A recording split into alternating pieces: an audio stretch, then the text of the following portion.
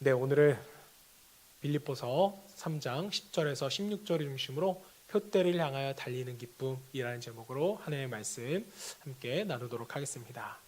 자, 제가 가끔 어디를 가거나 또 차로 운전해서 이동을 할 때 잘 듣는 유튜브 채널이 있습니다. 보통은 찬양도 듣고 제가 설교도 많이 듣는데 유튜브 알고리즘으로 법륜스님의 증문즉답을 제가 알게 되었습니다. 자, 그때부터 제가 종종 듣고 있는데요. 여러분들 아시죠? 누군지? 이분이 굉장히 유명하신 분이세요. 구독자가 무려 130만 명이더라고요. 네, 불무교가 확실히 많다는 것을 다시 한 번 더 느꼈습니다. 이제 기독교 채널에서는 제가 알기로는 이제 100만 명 넘는 채널이 없는 것 같은데 뭐 그럴 수도 있죠. 네. 사실은 제가 이분을 뭐 존경한다거나 뭐 좋아해서 듣는 것은 아닙니다. 뭐 제 신앙에 있어서 솔직히 말하면 스님들은 그냥 딱 사탄의 무리예요. 네. 미혹하는 자들이기 때문에 사실은 제가 법륜 스님이 아니라 법륜 씨라고 부르고 싶습니다. 법륜 스님을 뭐 존경하시는 분 없죠? 네, 기분 나쁜 분도 없을 거라고 믿습니다. 자, 그러니까 제가 한마디로 말하면 불교 유튜브를 찾아서 듣는 거예요. 뭐 전향을 하기 위해서 듣는 것은 아니고요. 저는 하나님과 더불어서 고기를 굉장히 사랑하기 때문에 전향을 할 수가 없습니다. 제가 불교 유튜브를 듣고서 무엇을 하냐면 이 법륜이라는 분이 강의를 듣는 이 사람들의 질문을 받고 그거에 대해서 말하면 저는 이것이 과연 신학적으로 무엇이 잘못됐을까 그것을 한번 제가 생각을 해봅니다. 제가 이것을 왜 시작했냐면 우리 청년과 청소년들이 여기에 질문하는 사람들과 비슷한 질문을 해요. 예를 들어서 괴로운 마음이 들면 어떻게 해야 됩니까? 결혼할 마음이 없는데 어떻게 해야 됩니까? 거기 모인 사람들이 이 법륜 씨에게 이런 질문들을 하더라고요. 과연 나는 목회자로서 어떻게 그들에게 성경적인 답을 제시해 줄 수 있을까? 이런 것들을 제가 미리 생각해 보고 또 불교는 뭐라고 말할까 궁금해서 제가 종종 듣기를 시작했습니다. 자, 그런데 한 번은 이 증문즉답에서 한 사람이 질문을 하는데 이런 질문을 하는 거예요. 인간이 왜 존재하는지에 대해서 궁금합니다. 라고 질문하는 것입니다. 너무 멋진 질문은 아니에요? 인간이 왜 존재합니까? 저는 이 질문을 듣고 저 나름대로 생각을 하는 거예요. 인간이 왜 존재하느냐? 하나님께서 인간을 창조하셨고 또 당신께서 창조한 인간들에게 찬양과 영광 받으시기를 기뻐하시고 인간은 그런 하나님 안에서 온전한 기쁨과 축복을 누리며 살아가기 위해서 존재한다. 이런 대답을 저 혼자 막 하는 거예요. 괜찮은 취미죠? 그렇다고 해주세요. 자, 그런데 여러분, 인간은 왜 존재하나요? 라는 질문에서 법륜 씨가 한마디로 대답을 딱 끝내버리는 거예요. 뭐라고 대답하냐면 태어났으니까 존재하지요. 말투도 이래요. 태어났으니까 존재하지요. 태어났으면서 그것도 몰라요? 딱 이렇게 말하는 거예요. 근데 그 주변의 사람들이 막 고개를 끄덕이면서 웃는 거예요. 왜 존재하는가? 뒤에서 또 설명을 하는데 이것을 생각하는 것은 망상입니다. 이렇게 여러분 설명하는 거 아니겠습니까? 한번 못 믿으시겠으면 인터넷으로 한번 찾아보세요. 정말 이렇게 딱 질문하고 이렇게 대답을 합니다. 인간은 왜 존재하는가? 우리 기독교에서는 여러분 너무나 이것이 중요한 질문이잖아요. 저는 나름 불교의 인간관이나 불교에서 말하는 비전을 듣고 싶었는데 정말 그 법륜이라는 분이 1차원적인 대답을 하는 것이었습니다. 별게 없어요. 그런데 제가 더 놀란 것은요, 뭐냐면 이 유튜브에 있는 댓글을 보고 제가 너무나도 깜짝 놀랐습니다. 뭐라고 써져 있었냐면 역시 불교는 기독교와 다르게 철학이 있네요. 오늘도 많이 배우고 갑니다. 법륜 스님 화이팅. 이렇게 써져 있었어요. 한번 정말입니다. 제가 있는 그대로 읽어드리는 거예요. 가서 찾아보시면 그대로 있어요. 저는 이 대답에서 이 사람이 어떤 철학을 느꼈는지 지금도 너무 궁금한 거예요. 다 근거 없는 뭐만 늘어났어요? 궤변만 늘어놓고 있는데 또 어떤 댓글에는 저는 크리스찬인데 스님 말씀을 들으면 언제나 마음이 편해지는 것 같아요. 이렇게 써져 있는데 정말 환장하겠더라고요. 이거 진짜 크리스찬 맞나? 크리스찬이 어떻게 이 글에서 이런 말을 남길 수 있지? 제가 이런 생각을 좀 해봤습니다. 또 하나만 기억에 남는 거 한 가지만 말씀드릴게요. 또 이 법륜스님의 증문즉답에서 한 남성분이 지금까지 꿈과 목표를 이루기 위해서 앞만 보며 내가 열심히 달려왔는데 이루어지지가 않아서 너무 힘이 듭니다. 어떻게 해야 하나요? 이렇게 질문을 했습니다. 근데 여러분, 우리도 이런 생각이 들 때가 있잖아요. 너무 힘들어서 어떻게 해야 할까? 자, 그런데 이번에도 법륜 씨가 이렇게 대답을 하는 거예요. 목표가 있으니까 힘들지. 목표를 세우지 말고 천천히 걸어가세요. 이렇게 대답을 했는데요. 이번에도 저는 이 답에 뭐라고 댓글을 달았을까가 궁금한 거예요. 그래서 밑에 찾아봤더니 이게 베스트 답이었습니다. 제가 조금 더 젊었을 때 이 이야기를 들었다면 그렇게 많이 방황하지 않았을 텐데 법륜 스님 감사합니다. 여러분 어떠세요? 이게 동의가 되세요? 목표가 있으니까 힘들지. 목표를 세우지 말고 천천히 걸어가세요. 그분 말투가 참 요상해요. 막 혼내시는데 이걸 듣고 막 사람들이 위로를 받고 너무 좋은 말씀 감사합니다. 참 안타깝습니다. 여러분 정말 인생의 목표가 없이 우리가 천천히 삶을 걸어간다면 우리에게는 과연 기쁨이 될까요? 아닙니다. 우리 그리스도인들에겐요, 하나님께서 주시는 분명한 목적과 그 목적을 이루기 위한 전심전력에 다른 박질이 있을 때 우리는 기쁨을 느끼는 존재라는 거. 하나님이 우리를 그렇게 창조하셨다는 것을 여러분들이 믿으시기를 소망합니다. 자, 오늘 본문에는요, 표대를 향하여 목적의식을 가지고 달려갈 때 기쁨을 누렸던 한 사람이 소개되고 있습니다. 누굴까요? 네, 우리가 몇 주 동안 나누고 있는 사도 바울이죠. 한 사람밖에 없습니다. 자, 본문 12절 14절 말씀 한번 볼게요. 자, 내가 이미 얻었다 함도 아니요 온전히 이루었다 함도 아니라 오직 내가 그리스도 예수께 잡힌 바 된 그것을 잡으려고 뭐하노라? 달려가노라. 형제들아, 나는 아직 내가 잡은 줄로 여기지 아니하고 오직 한 일, 즉 뒤에 있는 것은 잊어버리고 앞에 있는 것을 잡으려고 표대를 향하여 그리스도 예수 안에서 하나님이 위에서 부르신 부름의 상을 위하여 달려가노라. 여러분 놀랍지 않습니까? 지금 사도 바울이 여러분 어떤 형편이에요? 희망찬 내일을 향하여서 달려갈 수 있는 그런 상황인가요? 아니에요. 로마 황제에 의해서 언제 죽을지 모르는 그런 상황이잖아요. 지금 사도 바울은 시위대 감옥에 갇혀 있는 상태입니다. 그런 사람이 여러분 과연 앞을 향해서 뛸 수 있을까요? 보통 사람 같으면 그냥 내가 어쩌다 이렇게 되었나, 날마다 한탄하며 살다가 그냥 그렇게 주저앉아 인생을 끝내진 않을까요? 그런데 이런 상황에서 사도 바울은 뭐라고 말하고 있습니까? 나는 뒤에 있는 것을 잃어버리고 앞에 있는 것을 잡으려고 표대를 향하여 내가 달려간다라는 거예요. 마치 육상 선수가 목표 지점에서 좀 더 빨리 도달하기 위해서 가슴을 내리미고 손을 뻗는 것 듯한 그러한 모습으로 사도 바울은 달려간다고 우리에게 설명하고 있는 것입니다. 자, 무슨 말이에요? 삶이 언제 끝날지 모르는 상황과 상관없이 그는 오늘도 주님께서 부르신 부름의 상을 얻기 위하여 달려가는 삶을 또 기쁨을 누리며 살아가고 있다는 것입니다. 사랑하는 여러분, 여러분들에게는요 이런 기쁨이 있으세요? 멈추지 않고 앞을 향해 달려나간다는 그러한 기쁨이 있으십니까? 저는 저와 여러분이 부름의 상을 받을 때까지 앞을 향하여 달려나가는 그러한 삶의 기쁨을 누리게 되기를 주님의 이름으로 먼저 축복합니다. 자, 그렇다면 우리가 어떻게 달리는 삶, 전진하는 삶의 기쁨을 누릴 수 있을까? 첫 번째는요, 거룩한 불만족을 여러분이 가질 수 있어야 돼요. 거룩한 불만족. 자, 유명한 설교자인 워렌 위어스미 목사님은요 이런 말을 했습니다. 거룩한 불만족은 영적 성숙을 위한 필수 요소이다. 지금 나의 신앙에 만족하지 않는 것, 이것이 여러분 영적 성숙을 일으킨다는 그런 의미인데요. 자, 여러분 혹시 현실에 안주하는 사람이 성장하거나 전진하는 것을 본 적이 있으시나요? 저는 단 한 번도 없습니다.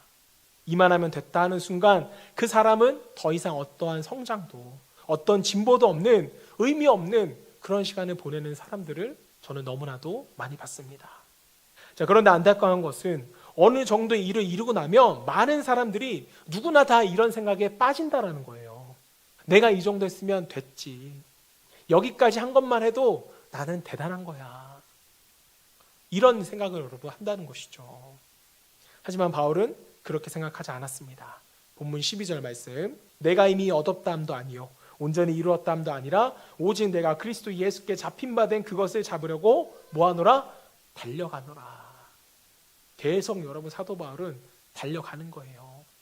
여러분 사도 바울의 이 말이 이해가 되세요? 다른 사람도 아닌 사도 바울과 같은 사람이 얻지도 못하고 온전히 이루지도 못한 채 나는 달려간대요. 생각해 보세요, 여러분. 사도 바울이 어떤 사람입니까? 다메섹 도상에서 주님을 만난 이후에는요, 정말 모든 것을 버리고 오직 복음만을 위하여서 자신의 전 생애를 드린 사람이 바로 사도 바울이잖아요. 수많은 고난과 역경 속에서도 고난이 아니 죽음조차 유익하다고 말한 사람이 바로 사도 바울이었습니다. 자, 그뿐인가요? 주님으로부터 오는 엄청난 계시와 환상을 보았고 유일하게 상층천을 다녀온 사람이 누구였어요? 사도 바울이었잖아요. 모든 사람이 닮고 싶어하는 인격의 소유자, 많은 교회를 세웠고 또 수천 명을 전도했던 사람입니다. 심지어 그는요, 신약성경 27권 중에 무려 13권을 기록했던 사람이 바로 사도 바울이었어요. 우리가 보기에는 이미 모든 것을 다 이룬 사람 같은데 그가 그런 고백을 하는 이유, 나는 이루지 못했다. 그는 본문 13절에서 또 이렇게 고백합니다. 형제들아, 나는 아직 내가 잡은 줄로 여기지 아니하고 오직 한 일, 즉 뒤에 있는 것은 잊어버리고 앞에 있는 것을 잡으려고. 자, 이 짧은 본문 속에서도 사도 바울이 계속 반복하고 있는 게 뭐예요? 나는 아직 이루었다, 이루지 못했다, 이루지 못했다. 사도 바울 안에는요, 계속 거룩한 불만족이 일어나고 있다라는 거예요. 그래서 나는 뭐 한다? 이 거룩한 불만족 때문에 나는 오늘도 달린다.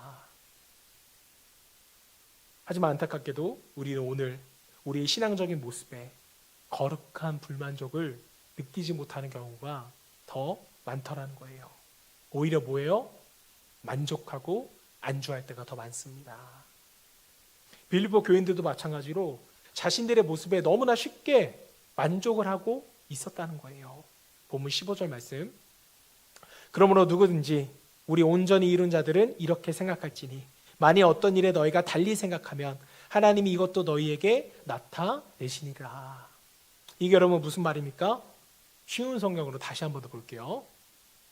영적으로 성숙한 사람으로서 우리 모두 좀 더 신중히 생각하고 판단합시다. 혹시 서로 생각이 다르더라도. 바울은 불만족인데 빌립보 교인들은 다른 생각, 즉 만족을 앞두고 있다는 얘기예요. 하나님께서는 그 부분을 분명하게 바로 가르쳐 주실 것입니다. 하나님이 빌립보 교인들에게 무엇을 가르쳐 주신대요? 믿음이 성숙한 사람들, 계속해서 앞으로 전진하는 사람들은 거룩한 불만족을 갖고 살아가는 사람들이라는 것, 이것을 가르쳐 주신다는 것입니다. 자, 그래서 현실에 안주하지 않고 목표를 이룰 때까지 끝없는 믿음의 경주를 해야 한다는 것을 가르쳐 주신대요. 누가요? 하나님께서 직접. 사랑하는 여러분, 혹시 여러분의 신앙 가운데 이만하면 됐지, 나도 할 만큼 했어, 이제 다른 사람이 좀 해야지라는 생각 속에 머물러 있다면 여러분은 지금 달려가고 있는 것이 아니라 멈춰 있는 것입니다. 걸어가고 있는 것도 아니에요. 분명히 멈춰 있는 것입니다. 아니에요? 멈춰 있는 것도 아닌 것 같아요. 지금 퇴보하고 있는 것입니다. 저는 저와 여러분이 사도 바울처럼 달려가는 삶의 기쁨을 누리기 위해서 오늘도 거룩한 불만족을 갖고 여러분이 주어진 삶을 달려가시기를 주님으로 축복합니다. 자, 한 발 더 나아가서 우리는 어떻게 달리는 삶, 전진하는 기쁨을 누릴 수 있을까? 두 번째는요, 차원 높은 목표를 우리가 가질 수 있어야 돼요. 그냥 목표가 아니라 차원 높은 목표. 자, 본문을 묵상하다 보면 이런 생각이 들어요. 자, 아무리 그래도 그렇지 사도 바울과 같은 사람이면 그래도 이만하면 됐다라고 생각할 수 있는 것 아닌가? 여러분 그렇지 않을까요? 다른 사람도 아닌 사도 바울이라면 이제 여러분 좀 쉬어도 되는 거 아닙니까? 뛰어야 할 사람들은 뛰지도 않는 게 문제지. 사도 바울이 좀 걸어가는 것은 합당해 보이잖아요. 그렇죠? 그리고 지금 사도 바울 추정 나이가 이미 60대가 넘은 것으로 추정이 됩니다. 쉴만 하다는 것이죠. 아시다시피 우리나라는 이미 초고령 사회에 진입하여 있습니다. 교회는 더하죠. 교회는 초초고령화 사회예요. 이것은 사회적으로나 교회적으로 굉장히 심각한 문제가 될 것입니다. 이미 심각해요. 우리나라가 극복해야 할 가장 중요한 과제라고 많은 경제기관들이 하나같이 입을 모아서 설명합니다. 그러나 저는 우리 사회 전반적에 걸쳐 이 초고령 사회보다 더 심각한 문제가 있다고 생각해요. 그게 뭐냐면은 심리적, 정신적 고령화입니다. 육신이 늙는 것보다 이 생각이 늙는 게 저는 더 위험하다고 생각해요. 마음이 빨리 늙는다는 것이죠. 은퇴의 시기가 앞당겨지면서 조기 은퇴하는 연령들의 사람들이 이제 자신이 뭐라고 생각해요? 늙었다고 생각을 한다는 거예요. 그 증거가 있습니다. 그게 뭐냐면 제가 중고등부 아이들한테 뭘 시키면 아이들이 이런 말을 합니다. 이제 이런 일은 젊은 애들이 해야죠, 목사님. 중고등부 아이들이 저한테 이런 말을 해요. 목사님, 이건 젊은 애들 시키세요. 근데 여러분, 어른들도 마찬가지예요. 제가 다른 교회에서 사역할 때 보면 담임 목사님이 50대밖에 안 되신 집사님에게 여전도회 회장하라고 하면 뭐라고 하는지 아세요? 에이, 목사님, 이제 젊은 사람들이 일해야죠. 이렇게 말을 한다는 것입니다. 혹시 여러분들 중에 누군가를 가리켜서 젊은 사람이라는 표현을 쓰면 여러분 시작된 거예요. 뭐가요? 심리적 고령화가. 나이와 상관없이 이미 여러분 고령화에 들어간 것입니다. 그리고 이런 분들에게는 특징이 있어요. 뛰지 않습니다. 더 이상 전진하지 않아요. 더 이상 어떤 것의 성숙과 성장을 위해서 도전하지 않는다는 것입니다. 이것은 한국의 보편적으로 팽만한 사회적 현상이기도 하죠. 여러분 혹시 김영석 교수님이라고 알고 계시나요? 연세대 철학과 교수님이셨고 이제 신앙서적도 굉장히 많이 저술하신 목사님이신데 이분이 올해 103세라고 합니다. 103세. 요즘도 강의를 계속적으로 하신다고 하셨는데 이분이 현 시대를 바라보며 이렇게 표현하셨어요. 너무 일찍 성장을 포기하는 사람이 많다. 너무 일찍 성장을 포기하는 사람이 많다. 왜 그럴까요? 왜 사람들이 심지어 젊은 사람까지도 이런 심리적 고령화에 빠져서 더 이상 성장하려고 더 이상 전진하려고 하지 않는 것일까? 그것은요 차원 높은 목표 설정에 실패했기 때문이라고 저는 생각합니다. 그냥 흐지부지한 목표를 갖고 살아간 거예요. 대표적으로 청년들에게 뭐가 있었어요? 소확행, 작은 것에 만족하는 거, 높은 차원의 이상적인 목표가 아니라 그저 오늘 밤에 치킨 한번 먹는 거. 이게 여러분 그들의 기쁨과 목표 아니겠어요? 너무나도 안타깝죠. 또 더 나아가 요즘 세상 사람들의 목표가 뭐예요? 자신과 자신의 가족이 잘 먹고 잘 사는 것, 돈 많이 벌어서 노년에 고민 없이 사는 것. 이게 여러분 세상 사람들의 목표고 다잖아요. 이게 그들의 표대 아니겠습니까? 목표가 돈인 거예요. 이 사람들의 문제가 뭐예요? 지난주도 나눴지만 삶의 의미가 없다라는 거예요. 왜 사는지 모릅니다. 그냥 세상 쾌락을 쫓다가 무의미한 죽음을 맞이하는 것이죠. 이런 무의미한 삶은 하나님이 기뻐하지 않는, 또 아무런 사람들에게도 영향을 끼칠 수 없는 그러한 삶이 되는 것입니다. 여러분, 어떤 젊은이에게 신이 나타나서 소원 한 가지, 딱 한 가지만 들어주겠다고 제안을 했습니다. 그런데 젊은이는 돈도 벌고 싶고 여자도 만나고 싶고 여자와 결혼도 하고 싶었습니다. 그래서 재빨리 이렇게 말했대요. 돈, 여자와 결혼. 돈, 여자와 결혼. 그러자 응답이 왔습니다. 이 젊은이는요, 돈, 여자와 결혼을 한 거예요. 이해 못하셨죠? 돈, 여자. 영어로 헤드 빙빙이라고 하죠. 사랑하는 여러분, 삶의 목표가 뭐예요? 겨우 돈입니까? 만약 그게 목표라면 여러분은 지금 무의미한 목표 속에서 또 시간 속에서 방황하며 삶을 살아가고 있는 것지도 모르겠습니다. 어디로 달려가야 할지, 무엇을 위해 살아야 할지 전혀 모르는 상태라는 거예요. 그러나 사도 바울은 자신의 분명한 목표를 알았습니다. 무엇을 위해 살아야 되는지, 자신이 평생 두고 쫓아야 할 목표가 무엇인지 사도 바울은 알았어요. 그게 본문 10절, 11절입니다. 내가 그리스도와 그 부활의 권능과 그 고난에 참여함을 알고자 하여 그의 죽으심을 본받아 어떻게 해서든지 죽은 자 가운데서 부활에 이르려 하노니. 자, 그의 목표가 뭐예요? 예수를 믿고 세상에서 잘 되는 것인가요? 예수를 믿고 세상에서 성공하는 거였어요? 아니에요. 그는 그것을 이미 다 해로 여기고 배설물처럼 여겼던 자입니다. 자, 왜요? 그것은 더 차원 높은 목표, 이 땅에서 살아가는 인간이 이룰 수 있는 가장 위대한 목표를 사도 바울이 발견했기 때문입니다. 그게 뭐예요? 그것은 그리스도를 알고 그분의 부활의 능력을 경험하고 그분처럼 부활에 이르는 것이었습니다. 이것은 바울만의 목표가 아니라 그리스도인들의 공통된 최종 목표죠. 이것이 우리의 표대인 것입니다. 사랑하는 여러분, 여러분에게는 이 목표가 있으신가요? 주님을 더 깊이 알아가는 것, 주님을 점점 더 닮아가는 것, 그래서 그분처럼 죄와 허물로부터 완전히 자유로운 부활의 몸을 입게 되는 것, 그래서 죄와 사망으로 인해 공고했던 인생이 주님과 함께 가장 큰 기쁨을 누리게 되는 것, 그것이 바로 사도 바울의 목표였다는 것입니다. 이런 차원 높은 목표가, 거룩한 목표가 있으세요?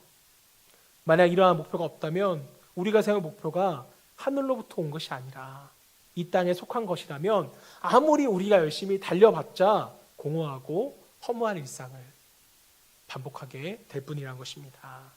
사랑하는 여러분, 바울처럼 달리는 기쁨을 누리고 싶다면 보다 차원 높은 목표, 예수 그리스도를 향한 목표를 가지시기를 바랍니다.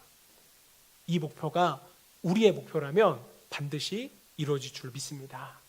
자, 마지막으로 우리가 어떻게 달리는 삶, 전진하는 삶의 기쁨을 누릴 것인가. 자, 마지막 세 번째는요, 그리스도 예수께 붙잡힌 바 되어야 돼요.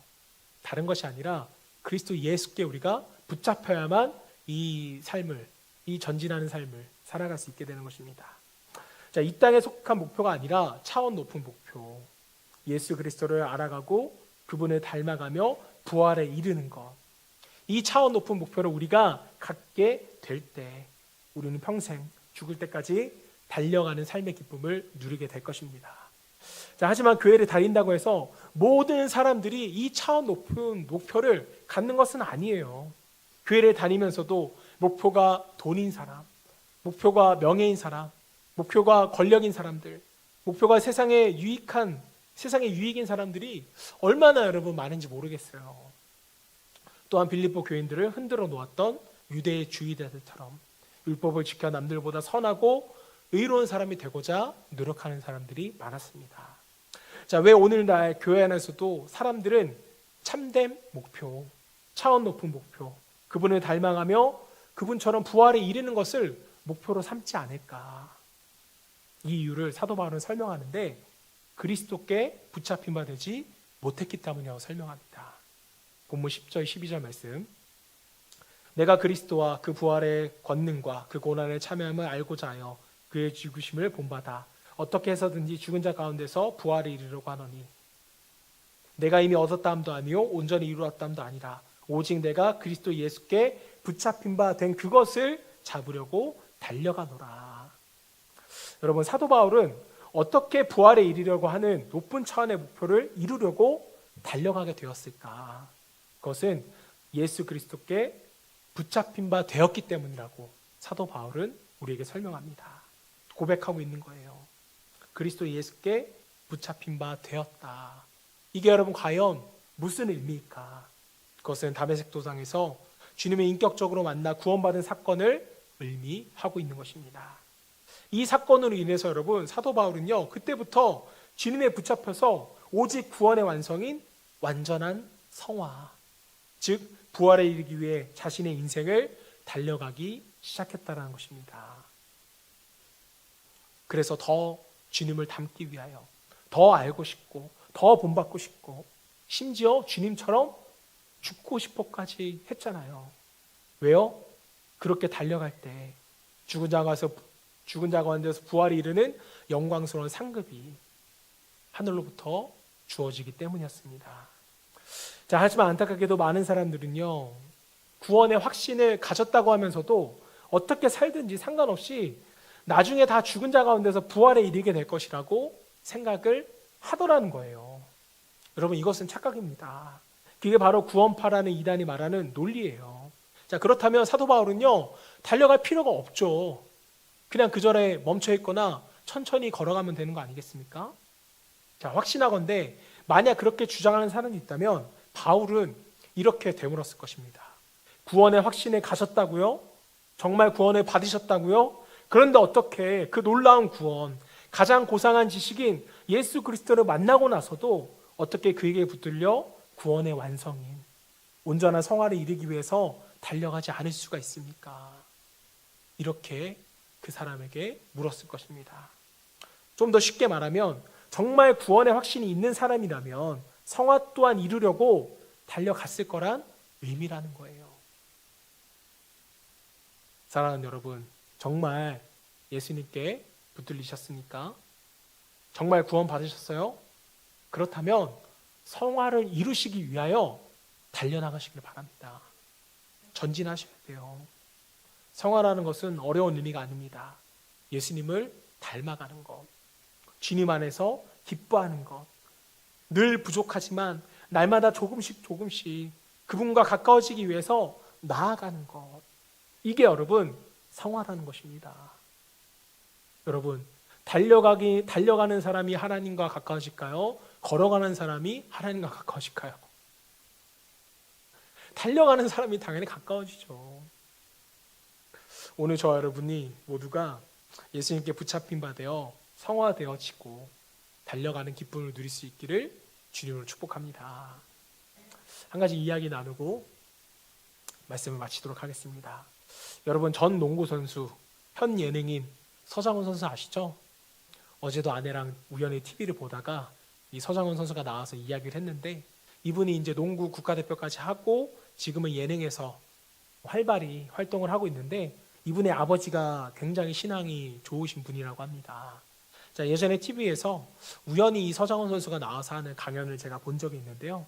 이분이 프로 농구만, 이제 초중고 빼고 프로 농구에서만 15년 동안 선수 생활을 하면서 전무후무한 기록을 많이 남겼다고 합니다. 상도 엄청나게 많이 받았어요. 자, 그런데 이분 강연 중에서 이분이 한 말 중에 제가 참 기억에 남는 것이 뭐냐면 이렇게 말을 하셨어요. 나는 선수 생활을 하면서 단 한 경기도 만족해 본 적이 없다. 이 말이 참 기억에 남더라고요. 저는 예배 끝나고 나가시는 성도님도 얼굴에 웃음이 있으면 오늘도 내가 말씀을 잘 전했구나. 굉장히 만족하면서 그날 밤 잠에 굉장히 잘 드는데, 이 서장훈 선수는 나는 선수 생활하면서 단 한 경기도 만족해 본 적이 없다. 이 말이 저는 여러분 너무 놀라운 거예요. 30득점을 해서 그날 MVP를 받았다도 집에 가서는 내가 그때 좀만 더 잘했으면, 내가 그때 몇 개만 더 성공했어도 내가 40득점을 했을 텐데, 이런 마음을 가지고 내일 다시 가서 훈련에 임했다고 합니다. 참 훌륭한 삶의 자세인 것 같아요. 제가 본받기로 했습니다. 사랑하는 여러분, 운동선수조차도 늘 자기 삶에 있어서 최선을 다하고 있는데, 예수 그리스도께서 사로잡힌 우리가 어떻게 여러분 최선을 다해서 구원의 완성을 향해 달려가지 않을 수 있겠습니까? 만약 구원의 완성인 온전한 성화, 부활에 이르기 위해 최선을 다해 달려가지 않는다면 그나마 다른 것에 사로잡혔을 것이라고 저는 믿습니다. 사랑하는 여러분, 저와 여러분은 지금 무엇에 사로잡혔습니까? 오직 예수 그리스도께 사로잡힌 잡힌 바 되어 표대를 향하여 우리가 달려나갈 때, 전진할 때 그 안에서 축복과 같이 우리에게 주어지는 삶의 기쁨, 이 기쁨을 누릴 수 있는 저와 여러분 되시기를 주님으로 축원합니다.